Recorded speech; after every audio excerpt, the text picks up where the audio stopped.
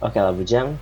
Jadi gue sudah nonton beberapa episode tentang anime musim ini, seperti anime Tokyo Revenge, lalu 300 Limtos Tau Site, dan juga banyak sekali judul-judul lainnya yang nanti bakal gue bahas di next video.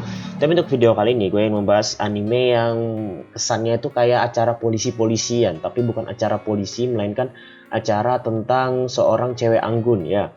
Gue masih penasaran dengan ini anime berjudul, aduh ini kok apa grupnya? Oh ya, sekalian aja deh ya. Jadi bagi yang suka nonton animenya dan kebetulan sudah nonton, bisa gabung ke grupnya ya. Soalnya gue harus membahas hal lainnya gitu kan. Oke. Jadi di sini yang bisa gue dapatin dari anime dengan judul 86 dan juga dihandle oleh studio A1 Pictures itu adalah sebuah kualitas ya. Gue mendapati apa yang disebut kualitas dari anime gitu. Karena selama ini gue liat anime itu belum ada yang bisa membuktikan secara visual kalau itu anime keluaran 2021. Tadi gue masih bisa membandingkan anime keluaran tahun 2018, 2019, 2020 sama 2021 itu punya kualitas yang mirip-mirip aja. Jadi gue nggak bisa bilang kalau misalnya anime ini lebih baru yang si A dan si B. Ini bukan game ya, yang biasanya dia tuh akan dilihat dari kualitas grafisnya. Makin tinggi kualitas grafisnya artinya game itu makin bagus. Tapi kalau di anime yang selama ini gue lihat, semakin baru animenya belum tentu kualitas grafisnya juga semakin bagus. Buktinya Fate Stay Night 2014 itu kualitas animasinya susah banget untuk dikalahkan anime-anime zaman sekarang gitu kan. Artinya apa? Gue harusnya melihat dari sebuah sisi perkembangan teknologi, penggambaran kualitas visual. Nah, akhirnya gue mendapatkan juga di anime dengan judul 86 ini. Kualitas visual yang diberikan oleh ini anime membuktikan kalau anime benar-benar anime baru gitu. Baru gue lihat sekilas dari setengah episode aja dari ini anime, gue melihat bahwa ya ini anime terbaru karena visualnya itu benar-benar beda dari anime-anime pendahulunya gitu kan. Jadi di sini gue memuji banget untuk kualitas visualnya yang sangat memanjakan mata gue. Jadi good job buat A1 Pictures dan jangan lupa Kaguya season 3-nya cepat-cepat dirilis. Oke, anime ini menceritakan tentang sebuah kerajaan atau kekaisaran. Gue juga bingung ya. Soalnya disebutnya katanya ini kerajaan, tapi nama kerajaan tuh Republik Sun Magnolia gitu kan. Namanya kerajaan tapi nama depannya Republik. Jadi kerajaan apa republik ini? Yang mimpin raja apa presiden? Tapi disitu kan settingnya emang di abad ke-22 ya, abad 22 atau tahun 2150. Artinya Doraemon sudah ada, tapi di sini udah kelihatan kualitas science fictionnya. Jadi biarpun dia mengusung tema di tahun 2150-an, tapi nggak kerasa banget kalau itu 2150-an. Masih rasa-rasa tahun 2070-an. Maksud gue gini loh, ingin lebih cyberpunk lagi. Konsep cyberpunk seperti game-game atau anime Akudama Drive itu kan settingnya kan 50 tahun dari sekarang. Itu kan jauh lebih terasa science fiction-nya. Maksud gue untuk anime yang durasi tahunnya jauh lagi ke depan, gue harap memiliki science fiction yang jauh lebih gila-gilaan lagi. Tapi di sini gue ingin lihat karena untuk konsep militernya menurut gue sudah sangat bagus untuk sekelas anime science fiction. Ada di sini konsep untuk tema waktu yang digunakan itu menurut gue kurang cocok aja gitu kan. Itu pendapat pribadi banget. Lantas anime ini tuh lagi-lagi memiliki dua karakter penting. Dua karakter pentingnya itu adalah seorang perwira militer ya, perwira militer bernama Lena dan juga seorang prajurit bernama Shin atau dengan nickname Undertaker. Jadi dari dua ini udah kelihatan ya, sudah pasti kalian bakal nge-sim dua ini karakter, yaitu Lena dan juga Shin, yang dimana statusnya adalah Lena adalah atasan dari Shin itu sendiri. Perperangan ini gue masih belum tahu asal mula perangnya dari mana, tapi yang harus gue ketahuin dari anime adalah untuk mendapatkan simpati dari masyarakatnya, seluruh laporan berita yang ada di negara Sun Magnolia itu akan mengungkapkan bahwa saya tidak ada korban jiwa selama pertempuran.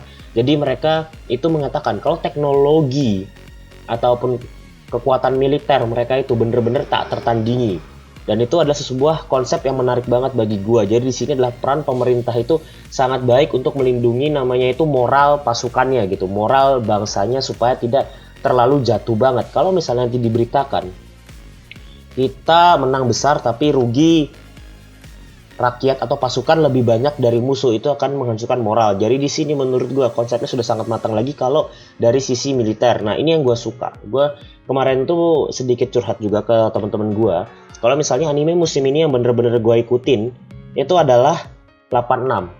Bukan karena jalur jalan ceritanya bagus, bukan karena kualitas animasinya itu yang memuaskan, tapi gue ingin banget tahu bagaimana peran dari konsep militernya ini. Karena ini konsep militer yang menarik banget ya. Konsep militernya itu menarik banget dan itu jarang gue temuin di banyak anime kecuali Fullmetal Alchemist. Di Fullmetal Alchemist menurut gue konsep militernya juga bagus.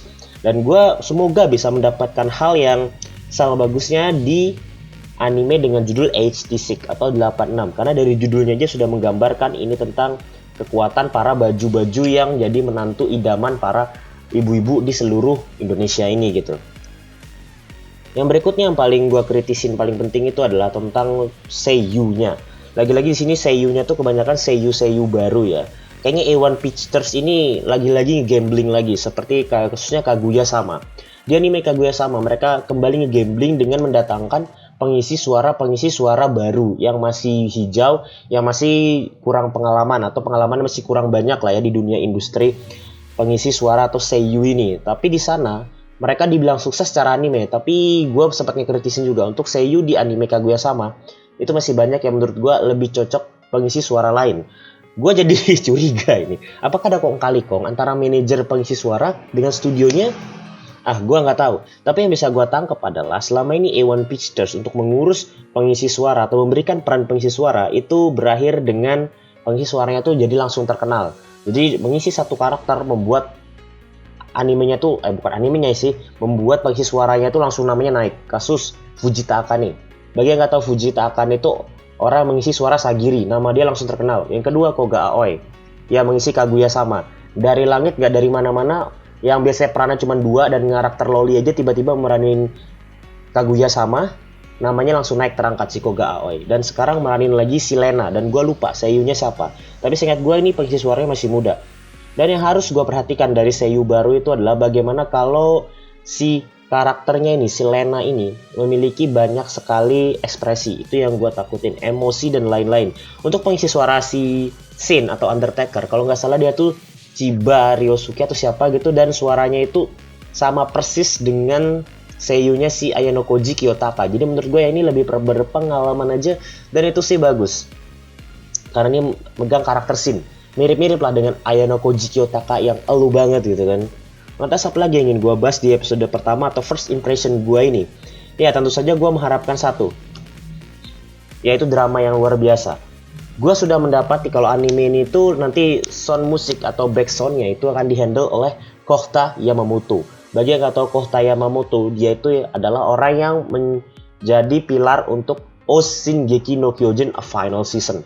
Jadi musik-musik yang kalian dengar di final season kemarin untuk Shingeki no Kyojin atau Attack on Titan itu dihandle oleh Kohta Yamamoto. Dan sekarang Kohta Yamamoto akan mengurus background musik dari anime HD6. Dan itu gue harap ada bumbu-bumbu drama yang luar biasa di sini. Karena emang di episode pertama yang gue tonton itu udah kentara banget ya.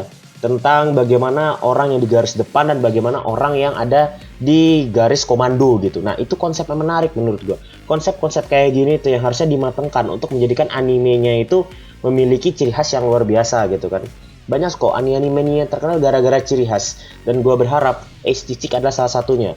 Dengan rating novel yang menurut gue tinggi banget. Kalau nggak salah kemarin tuh gue cek di My Anime List 8,5 ke atas. Gue bisa mendapati ini akan menjadi salah satu anime terbaik musim ini. Dan juga anime ini mendapatkan season keduanya. Ingat, udah dapat season kedua, padahal season satunya aja belum selesai.